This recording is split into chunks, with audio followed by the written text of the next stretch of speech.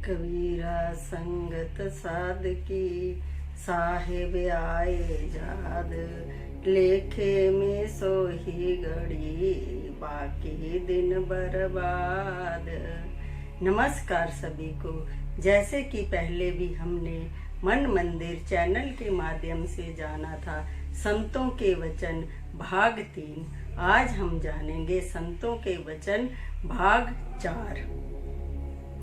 महापुरुषों का वचन है, दुर्लभ दे पाई बड़भागी, नाम न जप्या ते आत्मघाती। इस वास्ते आत्मघाती नहीं बनना चाहिए और कुछ सोच विचार कर अपने कल्याण के उपाय करने चाहिए, क्योंकि यह समा रोज रोज मिलने का नहीं है। इस शरीर रूपी बाग में जो हम भेजे गए हैं, इस समय हमको अधिकार है जो चाहे फल खा ले और बसंत ऋतु की सुगंधित से अपने दिल तथा दिमाग को सुगंधित बना ले, वरना जब ग्रीष्म ऋतु का दौर दौरा होगा तो यह सब फूल और फुलवारी खाक में मिल जाएगी और फिर यदि हम लाख यत्न करें तो भी नहीं मिल सकेंगे। और सुनो, यह मनुष्य तन एक औजार के समान है और हमको केवल थोड़े काल के लिए दिया गया है।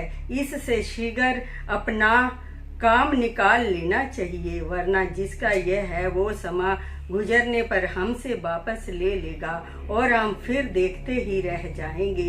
यह कैसा सुनहरा अवसर है कि औजार तो बेगाना है, घिसे और कारज बने अपना।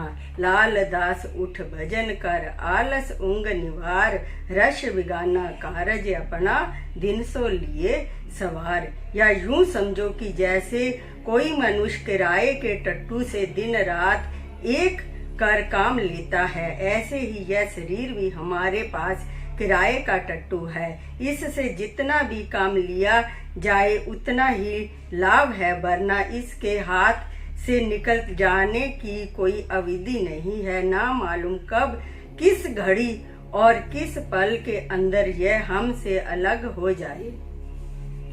रैन गवाई सोए के दिवस गवाया खाए, हीरे जैसा जन्म है कोडी बदले जाए। यह मनुष्य जन्म हीरा जन्म है।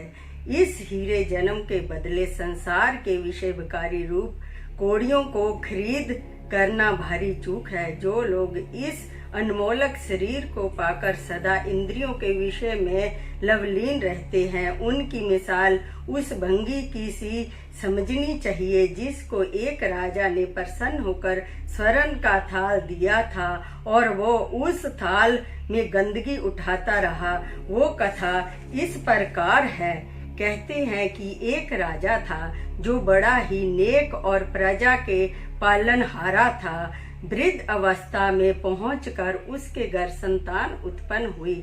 उसने उस संतान की खुशी में बहुत कुछ पुण्य दान किया, जहां तक गरीब निर्धनों को धनवान बना दिया, परंतु एक भंगी रह गया जिसका नाम था गंगाराम और राज दरबार का पुराना सेवक था। अंत में जब उस गंगे भंगी ने राजा को आकर सलाम किया तो राजा ने सोचा इसको क्या इनाम देना चाहिए। सामने कंचन का थाल पड़ा था जिसके भीतर बाहर करोड़ों रुपयों की कीमती हीरे जवाहरात जड़ित थे। राजा भंगी पर मेहरबान था। उसने प्रसन्न होकर वही थाल उसके हवाले कर दिया। भंगी थाल को पाकर बहुत प्रसन्न हुआ और राजा के दुआएं देता हुआ अपने घर आया और वो थाल अपनी भंगन के आगे रख दिया। भंगन उस थाल को पाकर बहुत खुश हुई। वाह, आज खूब टोकरी हाथ आई, आगे इसमें ही मेला उठाया करेंगे। एक दिन भंगन ने साफ कपड़े पहन लिए और उस थाल को सिर पर रख कर मटक मटक कर पांव धरती हुई चल पड़ी। वो उस समय दूसरी किसी भी भंगन को खातिर तले नहीं रखती थी, क्योंकि वो इस अहंकार में थी कि इस टोकरे जैसा टोकरा किसी भी भंगन के सिर पर नहीं है। जो करोड़ों रुपयों की कीमत रखने वाला शुद्ध कंचन का थाल था और जिसमें बेशकीमती हीरे और जवाहरात जड़े हुए थे और जो बहुत ही कठिनाई से प्राप्त होने वाली वस्तु थी, वो भंगन उसका क्या हाल करती है। वो उस थाल पर वो अत्याचार करने लगी जो पहले किसी ने ना किया हो। वावजह कि वो उस थाल में गंदगी उठाने का काम लेने लगी और चिरकाल तक वही काम लेती रही। एक दिन का जिक्र है, राजा की दृष्टि भंगी पर पड़ी, देखा कि वही पुराना सा हाल और तंगी की हालत। पूछा, अरे ये क्या हाल बना रखा है। तुझे तो मैंने बहुत सा धन दिया था, जिससे तेरी 7 पुश्तों भी अगर बैठ कर खाती तो खत्म ना होता, परंतु तेरी वही पहली सी दशा है। इसका क्या कारण है। आगे से गंगे ने झुककर कहा, हजूर का अति धन्यवाद है। जब से आपने उस थाल की बख्शीश की है, तब से दुख से छूट गया हूँ। निसंदेश वो थाल बहुत कीमती है, क्योंकि ना टूटता है, ना फूटता है, ना खराब होता है और ना पुराना होता है।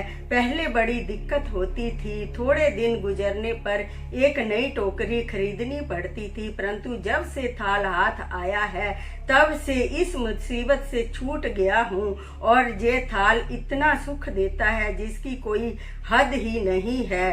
थाल को राजा के सामने करके कहने लगा, देखिए हजूर, कितना समय हो गया है जब से आपने दिया है, परंतु अभी तक इसका कुछ भी नहीं बिगड़ा। यह बड़ा ही मजबूत थाल है। राजा ने ज्यों ही उस थाल का देखा, मन में अति दुखी हुआ। थाल उससे वापस ले लिया और उसके बदले कुछ टके देकर उसे रुखसत किया। संत कहते हैं, यही हालत इस मनुष्य की है कि भगवान ने इसे हीरा जन्म दिया है कि यह उससे अपना परलोक सुधारे, परंतु इसने इस अनमोल जन्म के विषय विकार रूपी गंदगी उठाने का काम लिया और पापों में लगकर इसको गंदा कर दिया। आप समझ गए होंगे कि मनुष्य वास्तव में क्या वस्तु है और इस समय कितना अपनी असलियत से नीचे गिरा पड़ा है। क्यों कर ये चढ़ सकता है, किस प्रकार अपनी असलियत तक पहुंच सकता है, कैसे सचमुच मनुष्य कहला सकता है, कब अपनी हालत पर आ सकता है और किसके द्वारा काल और कर्म के चक्कर से छूट कर मुक्त हो सकता है। इन सारी बातों का उत्तर एक ही है, जो आगे चलकर किसी दूसरे अंग में दिया जाएगा। नमस्कार। कल हम जानेंगे सत्संग का अंग। दासों की दास सुमन शर्मा।